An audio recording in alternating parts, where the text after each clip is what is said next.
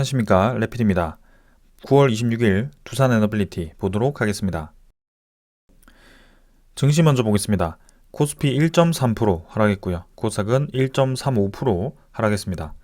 오늘도 이제 양증시가 1% 이상 크게 하락을 했고요. 오늘은 기관 투자자가 4,700억 정도 코스피에서 매도를 하면서 주로 하락을 시켰습니다. 외국인 투자자는 420억 정도 매도를 했고요. 코스닥은 910억 정도 매도를 하면서 외국인 투자자가 끌어내렸습니다. 기관 투자자는 550억 정도 매수를 했지만 큰 의미는 없었습니다. 자, 계속해서 이제 증시 전체가 좀 하락을 하고 있습니다. 니케이도 오늘 1% 이상 하락을 하면서 끌어내렸고요. 다우 나스닥은 어제 약 반등을 했지만 오늘 아시아 증시는 대체적으로 움직임이 좋지는 않았습니다. 사실상 나스닥도 보합 마무리를 했지만 결국에는 고점 대비해서 지금 한 10% 가까이 하락을 하는 그런 상황이 만들어졌고요. 코스피도 마찬가지입니다. 2460포인트까지 지금 이제 추석 전에 이렇게 한 번에 찍어 눌리는 모습이 나오고 있습니다. 2600선 근처에서 횡보를 하던 증시가 단 5일 만에 또 이렇게 2400선까지 밀리는 모습이고요. 저점을 이제 점점 낮춰가면서 하단을 찍어 누르고 있기 때문에 조금은 좋지 않다라고 볼 수 있겠습니다. 그래서 장기 이평선까지 이탈을 시키면서 코스피에 대한 추세가 조금은 꺾이는 모습이다라고 말씀을 드릴 수 있겠습니다. 투자 수급을 보게 되면은 기관 투자자가 4,700억 매도를 하면서 지금 이제 9월 18일부터는 기관 투자자도 꾸준히 코스피 코스닥에서 빠져나가고 있습니다. 외국인 투자자도 420억 매도를 하면서 지금 이제 계속해서 9월 18일부터 하루도 빠짐없이 매도를 하고 있고요. 양 투자자가 모두 이렇게 코스피에서 이탈을 하고 있습니다. 그 다음에 코스닥도 마찬가지 지금 이제 1% 이상 떨어졌고요. 241선까지 빠르게 지금 코스닥은 떨어지고 있습니다. 오히려 코스피에 대한 지표보다도 훨씬 빠르게 지금 떨어지고 있고요. 상승폭이 가팔랐던 만큼 하락폭도 가파르게 진행이 되고 있습니다. 이대로라면 이제 전 저점 이 아래 최저점 구간까지도 떨어질 수 있는 부분이고요. 810포인트, 800 초반까지 떨어졌을 때 지지를 해주는지가 중요할 것 같습니다. 그래서 추석 전까지는 지금 증시 분위기가 계속해서 좋지 않을 것으로 좀 보여지고요. 우리나라에 대한 그런 긴 연휴가 또 있죠. 근데 하필 이 지표를 일단 다 설명드리고 말씀을 드리겠습니다. 투자 수급을 보게 되면 기관 투자자는 550억 매수를 하면서 3일 매수를 했지만 크게 많은 양 아니었습니다. 그래서 9월 21일까지 꾸준히 이탈을 시키면서 매도를 계속 진행했고요. 외국인 투자자도 지금 9월 15일부터 해서 쭉 매도를 했고요. 사실 9월 1일부터 외국인 투자자는 코스닥에서 계속 나가고 있습니다. 그래서 누적 이 매도량을 좀 보면 한 2조에 가까울 정도로 좀 많은 물량을 뱉어내고 있다라고 좀 보여지고요. MSCI 리밸런싱 때문에 들어왔던 물량을 계속 이탈을 시키고 있습니다. 그렇기 때문에 섣불리 이제 저점을 잡는다고 들어가기보다는 조금 더 냉정하게 이 지수를 좀 봐야 되겠다라는 생각이 듭니다. 환율 같은 경우는 1350원까지 지금 치솟았고요. 9.5원 정도 올라갔습니다. 자, 지금 이제 상단이 뚫렸죠. 1340원이 뚫리면서 강하게 치고 나가는 상황입니다. 사실 이런 상황을 원치는 않았는데 웬만하면 이제 박스권 안으로 좀 이제 들어갔으면 했는데요. 지금은 굉장히 빠르게 환율이 또 치솟고 있습니다. 이대로 이제 1400원까지 올라갈 것이냐, 그거는 사실 지금으로서는 예상할 수가 없습니다. 그러나 환율이 이렇게 치솟는 이유가 분명히 있을 거고요. 증시가 저렇게 떨어지는 이유가 있겠죠. 그래서 그것부터 먼저 살펴보겠습니다. 최근에 이제 FOMC가 추가적인 금리 인상 0.25%를 할 수도 있다. 일단은 동결로 마무리를 했는데요.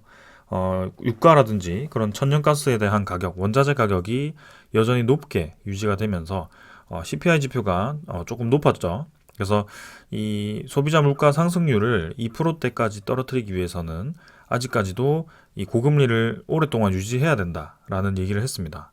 그런 사실 그런 정책 기조가 크게 변화가 없는 상황에서 갑작스럽게 이렇게 증시가 떨어지는 것이 조금은 의아했는데요. 결국에는 그 진짜 이유가 여기 나와 있습니다. 미국 또 셧다운으로 향하고 있다. 예산 협상 교착이라는 소식이 나왔고요. 새 예산안 마감 시한이 10월 1일이라고 합니다. 하필 또 이제 우리 추석 연휴에 10월 1일이 껴있기 때문에 변동성을 줄 수도 있고, 네, 그런 기관 투자자에 대한 매도, 외국인 투자자에 대한 매도가 그런 긴 이 연휴를 앞두고 그 전에 그런 차익 실현 물량을 뱉어내면서 네, 현금화를 해두는 거죠. 그래서 어쩔 수 없이 지금 우리나라 증시는 27일까지, 내일까지도 지속적으로 좋지 않은 방향으로 진행될 가능성이 높아 보입니다. 그럼 이제 이 10월 1일 뒤에 미국이 정말 셧다운이 될 것이냐, 그게 이제 중요한 부분인데요. 이전에도 사실 미국의 그런 양분화된 의견 때문에 셧다운이 되었었습니다. 그러나 그걸 이제 마지막까지 가가지고 결국에는 합의를 했고요. 부분 합의를 했었죠. 그래서 잘 해결을 했지만, 그런 이제 불확실성이 계속 부각이 되다 보니까 무디스라든지 이런 신용 평가사들이 미국의 신용 등급을 떨어뜨렸습니다. 근데 이번에도 네, 이런 상황이 또 이어지는 것이고요. 계속해서 이런 상황이 이어진다면 미국의 신용 등급이 계속 부정적인 방향으로 진행될 가능성이 커 보입니다. 그래서 공화당은 지금 이제 셧다운을 보고 싶지 않지만 미국이 셧다운을 향하고 있다. 공화당이 완전히 혼란에 빠졌다라는 민주당 반대 의견도 있고요. 아무튼 굉장히 정치적으로 이런 예산안들이 이용이 되고 있다는 점입니다. 그래서 예산을 좀 줄여라라는 입장의 공화당이고, 민주당은 네, 지금 좋지 않은 상황이기 때문에 예산을 줄일 수 없다. 뭐 그런 입장인 것 같습니다. 그래서 우리나라 상황과 굉장히 유사하다라고 좀 보여지기도 하고요. 어떻게든 저 협상을 좀 해야 될 텐데요. 지금 10월 1일까지는 저런 불확실성이 계속 부각이 되면서 네, 좋지 않은 그런 불확실성 때문에 이런 증시 분위기가 계속 좋지 않을 가능성이 커 보입니다. 이런 불확실성이 큰 상황에 굉장히 이득을 보는 공매도 투자자들이 지금 신났을 거로 보여지고요. 추석이 마무리되는 이제 10월 4일까지는 좀 이제 그런 협상 소식이 좀 들려왔으면 하는 바람입니다. 자, 그러면 결국에는 이렇게 급하게 올랐던 환율도 빠르게 제자리를 찾아갈 가능성도 크고요. 증시도 마찬가지입니다. 이렇게 거기에 대한 불확실성 때문에 쭉 눌러졌던 증시가 빠르게 반등을 할 수도 있고요. 그래서 조금은 더 이 상황을 지켜봐야 되겠습니다. 그래서 이전과 상당히 좀 유사한 패턴으로 또 이제 그런 디폴트가 활용이 되고 있다. 디폴트가 현실로 이어지기는 사실 쉽지는 않을 것 같지만 협상을 하기 위해서 이 강대강으로 나갈 가능성이 커 보이고요. 마지막까지 저렇게 혈투를 벌일 것 같습니다. 우리 개인 투자자들에게만 굉장히 좋지 않은 상황이고, 조금 올라갈 만하면 자꾸 저런 이슈들이 터져버리니까 투자할 맛도 사실 잘 안 납니다. 그래서 하락장 이후에 횡보장도 꽤 오래 이어지는 상황인데, 조금 더 이 상황이 좀 좋지 않게 늘어지다 보니까 지치기도 한데요. 일단 내일까지는 우리나라 시장이 좋지 않을 것으로 보여지기 때문에 조금 더 가볍게 마음을 가지시고 네, 긴 연휴 잘 보내고, 이제 불확실성은 뭐 알아서 우리가 쉬는 동안 미국에서 해결을 하겠죠. 그래서 뭐 정말 이제 채무 불이행 돼가지고 디폴트가 된다면 단기적으로 이제 문제가 될 겁니다. 그러나 미국 입장에서는 그렇게 극단의 상황으로 가기는 쉽지는 않을 거라고 보고 있고요. 결국에는 또 부분 협상을 하면서 계속 수명 연장을 이어가지 않을까라는 생각을 하면서 네, 추석 연휴 뒤 10월 달에는 좀 이제 반등장이 나올 것으로 생각이 됩니다. 네, 그래서 조금 더 천천히 한번 보자라고 말씀을 드리겠습니다. 지수 선물은 오늘 당연히 안 좋죠. 미국 증시 0.5%, 4%, 이 수준에서 진행 중이고요. 그다음에 유럽 증시도 네, 별로 안 좋습니다. 네, 지금 0.7% 정도 하락하고 있고요. 크게 많이 떨어지지 않고 있지만 이때까지 떨어진 것도 많고 네, 장 후반까지 간다면 추가적으로 하락을 할 수도 있습니다. 국제유가는 88.8달러 요 수준에서 유지를 하고 있고, 90달러 넘었다가 안으로 들어왔다가 천연가스도 2.8달러 수준에서 좀 올라가지고 유지를 하고 있습니다. 오늘은 크게 변화 없기 때문에 네, 넘어가도록 하고요. 미국 10년물 국채금리도 사실 마찬가지인 것 같습니다. 4.49%, 지금 이제 디폴트에 대한 우려가 계속 높아지다 보니까 국채 가격이 떨어지는 것이고요. 거기에 대해서 국채금리가 치솟고 있는 것 같습니다. 그런 상황이 빠르게 해결이 되어야지 이런 환율이라든지 국채금리가 모두 안정화되는 방향으로 진행될 거고 증시가 올라갈 건데요. 그 상황은 일단 10월 달로 넘겨야 될 것 같습니다. 그래서 내일까지도 불확실성이 계속 부각이 되면서 외국인 투자자 위주로 빠져나갈 가능성이 커 보입니다. 자, 오늘 이 정도로 증시 좀 보았고요. 일단 이 상황인 만큼 조금 더 템포를 길게 가져가자라는 말씀을 드리도록 하겠습니다. 자, 여기까지 하고 종목으로 넘어가겠습니다. 두산 에너빌리티 보겠습니다. 220원 하락해서 1.33% 하락했고요. 16,330원으로 마무리되었습니다. 자, 오늘도 상승 출발해서 하락으로 변모했고요. 이렇게 마지막까지 눌러지면서 진행이 되었습니다. 장 전체가 계속해서 눌러지는 모습이고요. 코스피가 사실 10% 가까이 최근 5일 동안 떨어졌습니다. 두산 에너빌리티도 거기에 대해서 얄짤없이 이렇게 떨어지는 모습이고요. 어쩔 수 없습니다. 전체 시장이 이렇게 빠져버리면은 개별 종목이 버틸 수가 없는 상황이고요. 원자력 테마를 비롯해서 에너지 테마, 반도체 테마, 2차 전지 테마 모두 다 떨어지고 있는 상황이기 때문에 일단 시장에 대한 안정성이 조금 더 우선일 것 같습니다. 그래서 그 시장에 대한 부분은 제가 앞서서 그 하락하는 이유에 대해서 말씀을 드렸고 10월 달부터는 좀 반전이 있을 수 있기 때문에 그런 것들을 좀 염두에 두면서 준비를 해 나가면 되겠습니다. 시간의 거래는 오늘도 별로 없었습니다. 굉장히 적은 편이었고요. 16,320원으로 마무리가 되었습니다. 10원 정도 하락했지만 크게 의미는 없었고요. 오늘도 거래량은 297만 주로 적은 편이었습니다. 전날과 유사하게 진행이 되었고요. 우리의 예상대로 또 1%, 1%, 0%, 1% 이런 식으로 두산 에너빌리티를 눌리고 있습니다. 사실상 이제 명분으로는 증시 전체에 대한 분위기가 좋지 않기 때문에 같이 떨어지고 있다라고 보여지지만 두산 에너빌리티를 눌리는 세력은 똑같습니다. 신한증권, JP모간, 모간서울 계속해서 똑같은 패턴으로 외국인 투자자가 눌리고 그 명분으로 공매도를 늘리고 이런 상황이 이어지고 있고요. 사실 공매도가 아니었더라도 두산 에너빌리티가 올라가지는 않았을 것 같습니다. 이번에는 전체적인 증시가 빠지고 있고 미국에 대한 디폴트 우려가 있기 때문에 지금은 어쩔 수 없는 상황이라고 보는데요. 그래도 저렇게 공매도를 계속 활용하고 있다는 것은 눈살찌 풀어지기는 하는 것 같습니다. 자, 어쨌든 지금 계속 근처를 횡보를 하고 있고 거래량은 죽어 있다라는 점 241선 이탈시켰고 조금 더 하락을 시켰습니다. 그래서 이전 전 접점까지도 떨어질 수 있다라고 보고 있고요. 내일도 시장 분위기는 좋지 않을 것으로 예상됩니다. 전반적인 증시 전체가 떨어진다면 결국에는 이 16,000원 근처까지도 하락을 할 수 있을 것으로 보여지고요. 그동안 오르락내리락을 반복하면서 누군가는 지분을 계속 모아가고 있고 우리도 마찬가지죠. 계속 지분을 모아가시는 분들이 있기 때문에 한번 기다려 볼 만한 것 같습니다.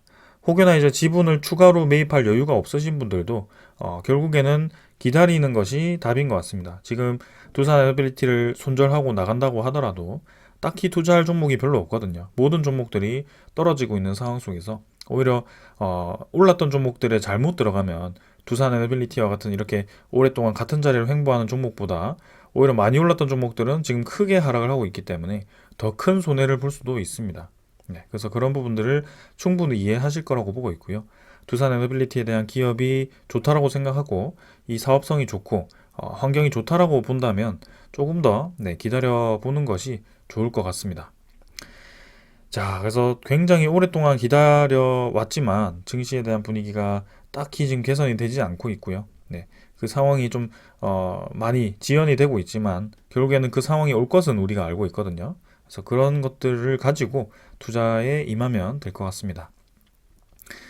자, 그래서 이 구간을 조금 더 횡보할 것으로 보여지고요. 이 내일은 어떻게 마무리할지 일단은 요 근처에서 마무리하지 않을까 싶습니다. 그럼 이제 긴 추석 연휴 끝나고 다음에 10월 달 초에 10월 초부터 해가지고 본격적인 증시 반등이 나온다면 이 공간을 다시 상승으로 메워줄 것으로 예상이 되고요.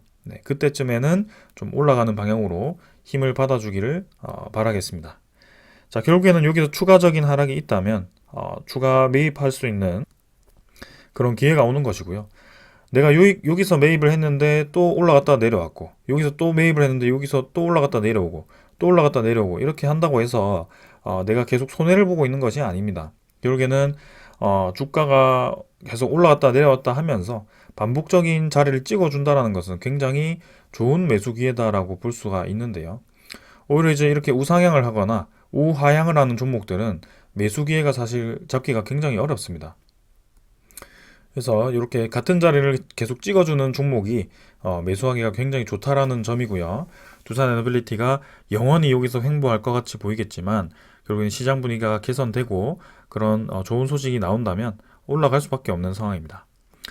자, 그 근거로 계속해서 제가 말씀드리는 것이 제3의 수급을 보고 있는데요. 오늘도 이제 기관 투자자는 4,100주 매도를 했지만 금융투자가 15만 9천 주 매도를 하였고요. 이틀 연속 매수했던 것을 뭐 그대로 뱉어내면서 빠져나갔습니다. 그러나 이제 보험이라든지 투신, 연기금 투자자, 사모펀드 이렇게 해서 이제 기관 투자자의 주요 세력들은 꾸준히 두산에너빌리티로 매수를 하고 있습니다. 투신도 지금 이제 본격적인 매수를 하고 있는 것인지 일단은 9월달 들어서는 거의 매도 없이 진행 중이고요. 특히 연기금 투자자가 지금 이제 오늘도 10만 주 가까이 매수를 하면서 계속해서 공격적인 매수를 보여주고 있습니다. 그래서 웨스팅하우스에 대한 소송 각하 소식과 함께 기관 투자자에 대한 대량 매수가 이어졌는데요. 그 뒤로 사실 지금 기관 투자자는 빠지지 않고 있습니다. 오히려 외국인 투자자가 그런 소식을 이용해서 공매도를 확 늘리면서 다음날에 혼자 이렇게 매도하는 모습이었고요. 지금까지도 73만 주 오늘도 매도하면서 많은 물량을 뱉어내고 있습니다. 그러나 이 패턴은 우리가 잘 알고 있습니다. 이렇게 계속 이제 0%까지 팔 것 같이 하면서도 갑작스럽게 이렇게 매수가 들어오면서 공매도 상황을 급격하게 진행을 시키면서 주가를 올립니다. 그래서 그런 패턴들을 이때까지 봐왔기 때문에 지금도 결국에는 어느 순간 공매도를 멈추고 매도를 멈추고 공매도를 줄이면서 또 주가를 올리겠구나라고 이해를 할 수가 있고요. 그렇게 볼 수 있는 것이 계속 똑같은 세력이 매도를 했다가 매수를 했다가 왔다 갔다 하면서 진행을 하고 있습니다. 그럼 그걸 왜 계속 그렇게 왔다 갔다 하면서 진행을 하느냐? 결국에는 그런 과정 속에서 지분을 계속 꾸준히 늘려가고 있다는 것이 저는 보여진다라고 말씀을 드렸고요. 이게 뭐 공매도를 똑같은 수량을 채웠다가 똑같은 수량을 상환시켜도 평균적인 이 지분율이 꾸준히 우상향을 한다라는 것은 결국에는 공매도 제외한 이 주식이 실주식 수가 늘어나고 있다고 보시면 되겠습니다. 공매도라는 것은 말 그대로 남의 거 빌려하다가 대신 팔아버리는 거죠. 그죠? 그래서 내가 진짜 가지고 있던 이 주식은 그대로 있는데 남의 거를 그냥 빌려다가 판 격입니다. 그래서 남의 거를 빌렸다가 다시 매수하는 과정에서 그 차익을 얻는 그런 과정에서 이제 수익을 얻는데요. 사실 이제 두산에너빌리티 입장에서는 굉장히 의아한 것이 크게 이 공매도로 수익을 볼 수 없는 구조입니다. 오늘도 보시면 43만 8천 주 해가지고 1 공매도 거래가 14%, 14.5%까지 이렇게 늘었습니다. 최근에 공매도 거래가 굉장히 활발한데요. 자, 제가 며칠째 계속 말씀드리고 있는 것이 공매도 평균가가 크게 변화가 없습니다. 공매도를 확 늘리고 있는데 이 평균 가격이 크게 변화가 없다는 것은 똑같은 가격 수준에서 공매도를 늘리고 있다고 볼 수가 있는데요. 보통의 공매도라면 주가를 쭉 올렸다가 이 높은 가격에서 공매도를 때리고 낮은 가격에서 다시 상환했을 때 그 차익을 얻을 수 있는 것이 공매도의 장점이죠. 근데 지금 두산에너빌리티에 들어온 이 공매도는 계속 비슷한 가격대에서 공매도를 늘렸다가 줄였다가를 반복을 하고 있습니다. 그러면서 주가를 가둬놓고 있죠. 그런 역할을 좀 하고 있는데 그런 상황 속에 계속 저점 매수를 이어가는 것이 아닌가라는 생각도 어느 정도 해봅니다. 자, 그래서 이 작업이 언제까지 이어질지는 사실 더 봐야 되겠습니다. 이런 뭐 증시 전체가 분위기가 좋지 않거나 뭐 이런 명분만 있다면 사실 주가를 계속 가둘 수 있는 명분이 있죠. 그래서 우리에게는 굉장히 속 터지는 이야기이긴 하지만 다른 주식처럼 바닥을 깨지 않고 지금 똑같은 가격대를 그죠? 증시가 사실 굉장히 분위기가 좋지 않음에도 불구하고 이 16,000원이라는 가격대를 한참 동안 지켜보던 이 가격대를 유지를 하고 있다는 것이 저는 중요하다라고 보고 있습니다. 그리고 그 공매도를 활용하는 가두리를 하는 그 외국인 투자자를 제외하고는 두산에너빌리티를 지금 매수를 하고 있다는 것이 중요한 점이고요. 특히 연기금 투자자가 지금 7% 이상 지분을 확보했고 이미 그 이상을 지금 매수를 하고 있습니다. 그래서 이 구간이 지금 굉장히 우리에게는 의미가 없어 보이지만 누군가에게는 굉장히 의미 있는 구간이 되어가고 있거든요. 그게 이제 연기금 투자자라든지 그런 이제 두산 에너빌리티를 아주 많이 모으기 위해서 필요한 그런 세력들은 이 구간이 굉장히 좋을 겁니다. 낮은 가격대에서 많이 매수할 수 있잖아요. 그래서 곧 이 구간이 끝난다면 저는 치고 나갈 거라고 보고 있고요. 그 치고 나가는 속도는 생각보다 빠를 수 있다. 근데 그 생각보다 빠른 시기가 굉장히 오지 않아서 조금 지겹기도 하고 그렇지만 두산 에너빌리티만 그런 움직임이 아니기 때문에 좀 그런 것들을 이해해 주셨으면 좋겠습니다. 자, 그래서 종목 하나만 가지고 이렇게 집중을 하기보다도 전반적인 시장을 이해하면 조금 더 이 투자하는 데 있어서 이 마음가짐도 좋아지고요. 버틸 수 있는 힘도 생기고요. 사실 저는 신용 매매를 추천드리지 않습니다. 저는 현물, 오직 제가 가지고 있는 현물 가지고만, 현금 가지고만 매매를 하지, 신용, 어디 돈 끌어하다가 하지 않습니다. 그렇게 되었을 경우에는 굉장히 급해지기도 하고 기다릴 수 있는 시간이 부족하거든요. 그래서 본인이 할 수 있을 만큼만 딱 이제 투자를 하시면 될 것 같고요. 이런 하락이 있어야 또 이제 상승이 있기 때문에 하락은 우리가 기다려야 되는 그런 기간이 아니라 매수할 수 있는 기간이라고 보시면 되고요. 상승은 이제 분할 매도를 하면서 수익 실현을 하는 구간이다라고 이해를 하시면 되겠습니다. 자, 그래서 굉장히 간단하면서도 어려운 구간이기도 합니다. 어떻게 보면 이 그림만 보면 개인 투자자를 제외하고는 계속 매수를 하고 있다라고 보시면 되고요. 우리가 매도할 이유는 전혀 없다라는 것입니다. 자, 오늘도 공매도 장고 한번 보겠습니다. 얄밉고 얄미운 공매도 세력이 오늘도 대폭으로 공매도 장고를 늘렸습니다. 845만 주에서 894만 주로 50만 주 가까이 늘렸고요. 이전에 한참 공매도를 치던 그런 패턴과 유사하게 지금 흘러가고 있습니다. 하루에 50만 주 정도씩 공매도 잔고도 50만 주씩 빠르게 지금 늘려가고 있고요. 이렇게 이제 1000만 주 이상 채워가지고 고점을 찍고 또 빠르게 상환하는 모습이 이전에도 있었습니다. 그렇기 때문에 지금 뭐 50만 주씩 늘린다라고 해서 두산 에너빌리티가 앞으로 크게 내릴 것이다라고 생각할 수가 없고요.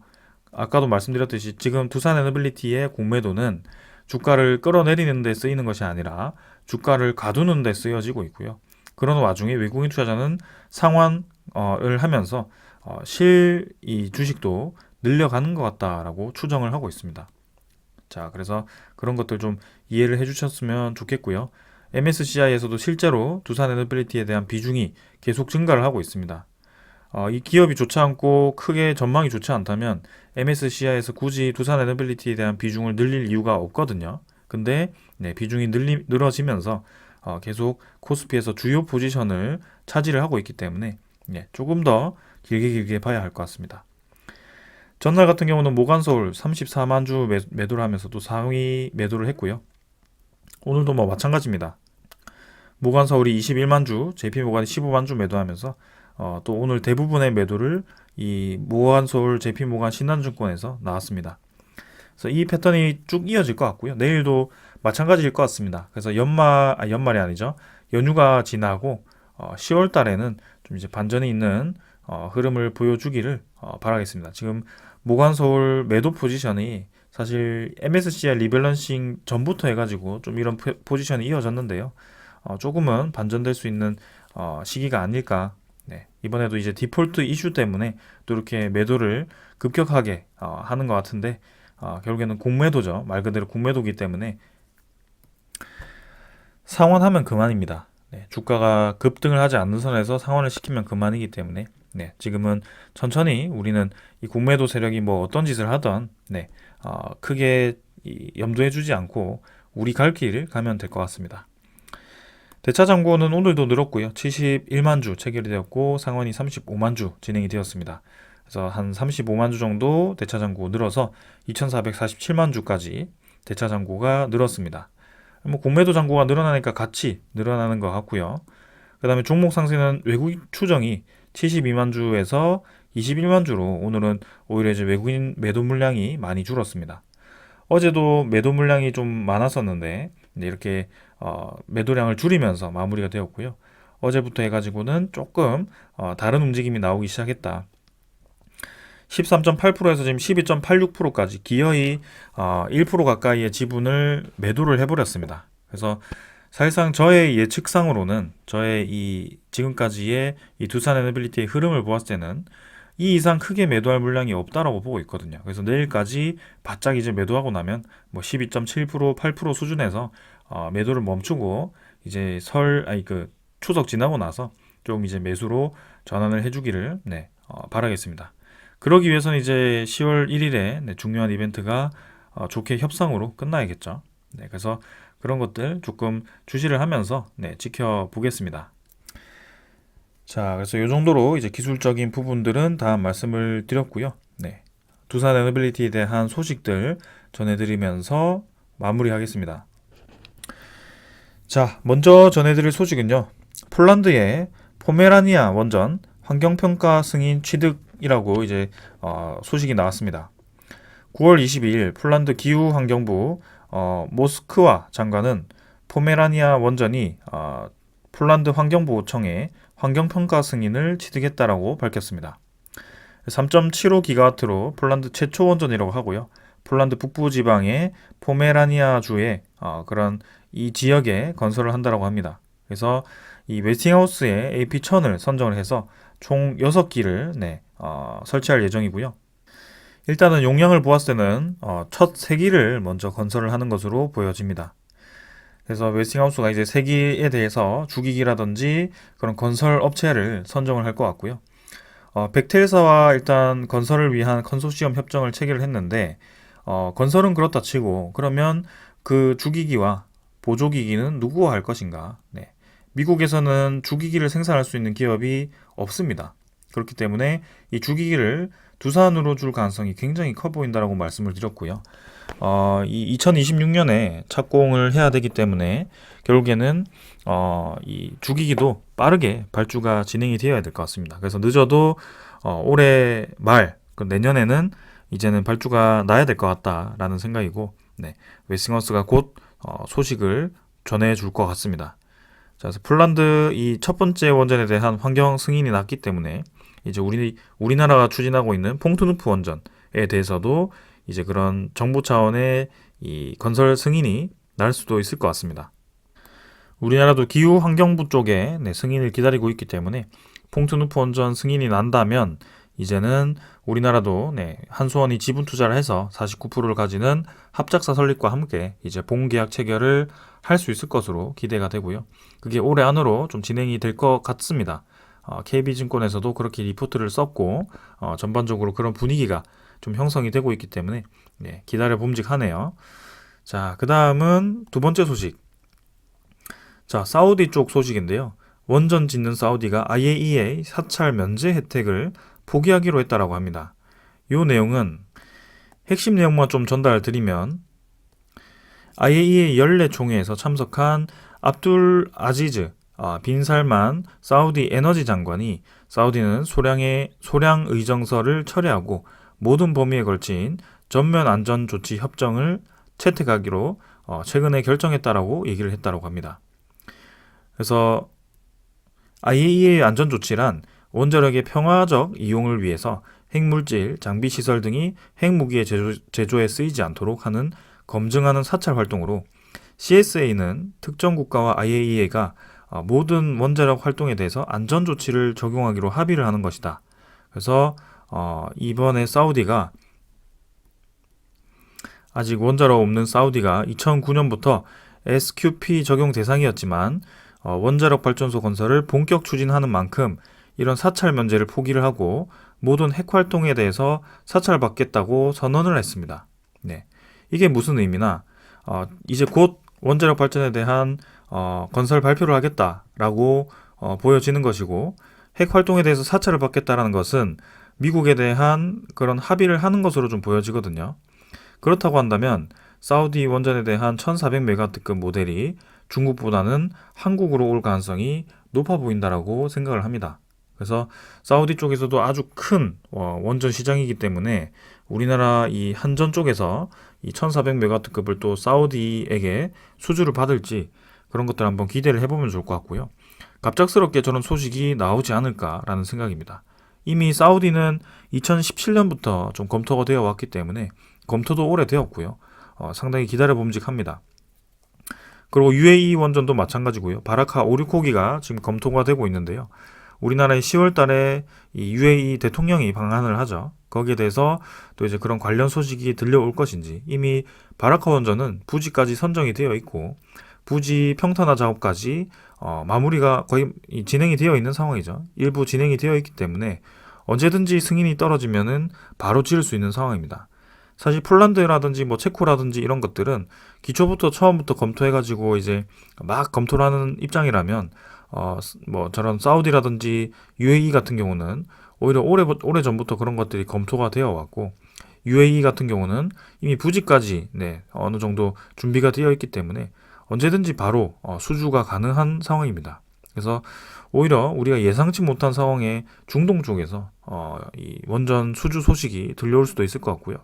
만약 이제 사우디 쪽이 이제 한국에 준다라고 했을 때는 웨스팅하우스가 여기에 대해서는 전혀 이제는 우리를 막을 수 없습니다. 우리를 막는다라는 것은 결국에는 중국과 미국과의 그런 이 기싸움에서 중국 쪽으로 이제 밀어준다라는 것이고요.